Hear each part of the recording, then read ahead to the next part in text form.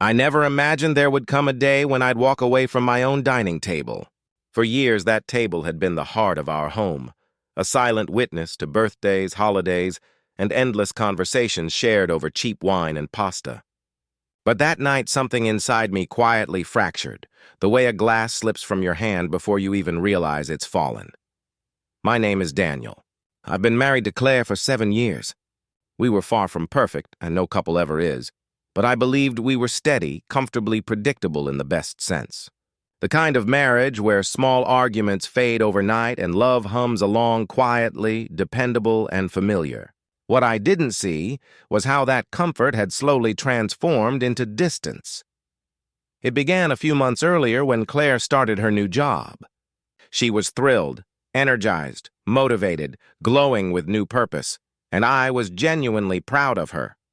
Each night she'd come home bubbling with stories about her office, her coworkers, her projects, and her boss, Evan.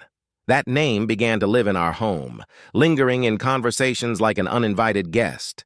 Evan said this. Evan thinks that. Evan's hilarious. At first, I dismissed it. I wanted to be the supportive husband, the one who doesn't get jealous or possessive.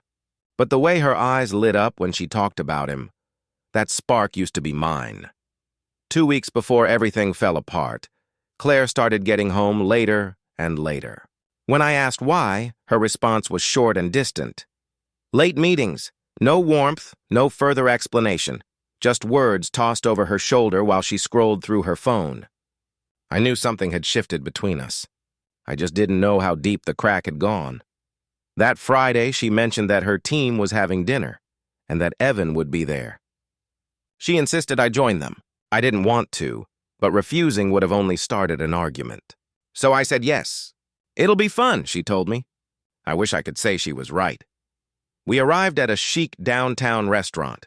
Dim lighting, laughter echoing across the room, and the scent of grilled steak and wine in the air. Her coworkers were already there, talking like old friends. Evan sat at the head of the table, confident and relaxed, wearing the kind of charm that masks arrogance beneath a perfect smile. "Daniel, the man of the hour," he said, standing to shake my hand. His grip was firm, too firm, like he was testing me. "Good to finally meet you, Evan," I replied evenly. Claire slid into the seat next to him instead of beside me. That was the first quiet alarm of the night. Dinner began harmlessly. Small talk, jokes, work stories. But as the wine flowed, the mood shifted. Claire laughed louder than I'd heard her in months, leaning close to Evan, brushing his arm every so often. Maybe she didn't notice me watching. Maybe she did and didn't care. Then came the moment I'll never forget. Evan made a joke about how office relationships are bound to happen when you spend so much time together. Everyone laughed. Claire turned toward me grinning and said, "Don't worry, honey. If I ever cheat, it'll be with someone worth it." The table erupted in laughter. My chest didn't. The sound around me faded, replaced by the hollow silence inside my head. I just stared at her. This woman who once cried because she forgot my birthday. And now she was joking about cheating, right in front of her boss in a room full of strangers. I could have shouted. I could have made a scene, but I didn't. I looked at her, then at Evan, then at my untouched glass of wine. Calmly, I set my napkin on the table. "Excuse me," I said. She blinked, confused, half drunk, half shocked. "Daniel, where are you going?" "Home," I replied.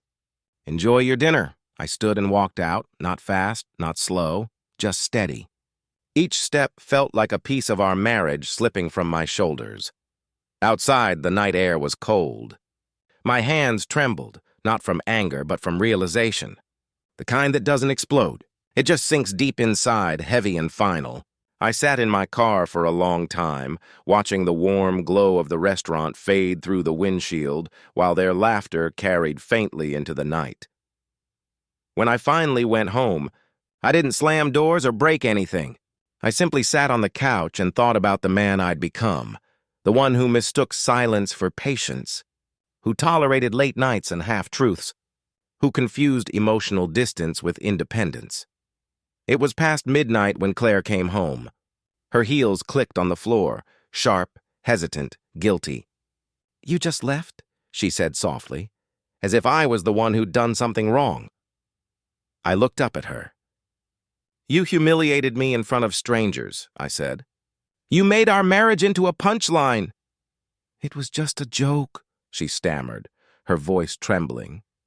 "You're overreacting." That's when it hit me. We weren't even fighting about the same thing. I was hurt. She was just defending her ego.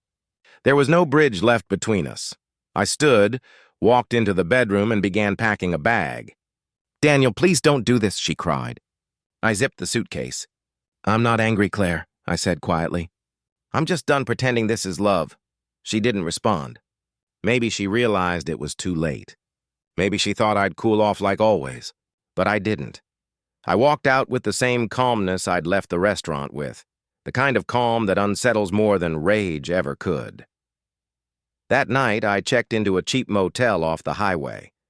The sheets smelled like bleach and strangers, but I slept better than I had in months.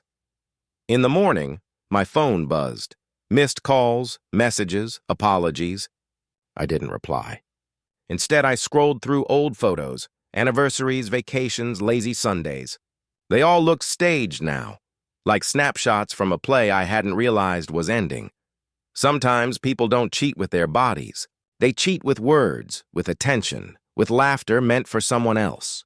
That night at dinner, Claire crossed a line I didn't even know existed, until she stepped over it. And once she did, there was no going back.